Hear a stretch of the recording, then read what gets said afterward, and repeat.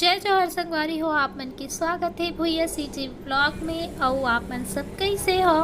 और संगवारी हो अभी नवरात्रि आने वाला है, बस 2 दिन बचे हैं तो सब जगह जोरों शोरों से तैयारी चलत है। माता रानी के आए के इंतज़ार चलत है, स्वागत करे के तैयारी चलत है। तो संगवारी हो यहाँ पे आप मन पंडाल ला देखो, आप मन ला कुछ समझ में आत के नहीं आते, उतना अच्छा क्लियर नहीं दिखते, लेकिन थंबनेल टाइटल में आप मन कुछ तो समझ ही गए हो।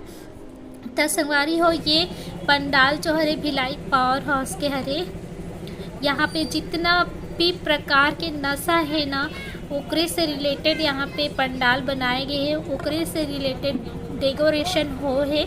यहाँ पे का बोलते देखो नीचे में का बोलते विमल उमल का की थे ना, जितना भी तंबाकू विमल जितना भी प्रकार के गुटखा थे ना ऊपर नीचे में डेकोरेशन है। और नीचे में देखो गांजा और ऊपर में सिगरेट ताश और सिगरेट ताश दारू बॉटल, यही सब चीज़ से पंडाल बने हैं संगवारी हो।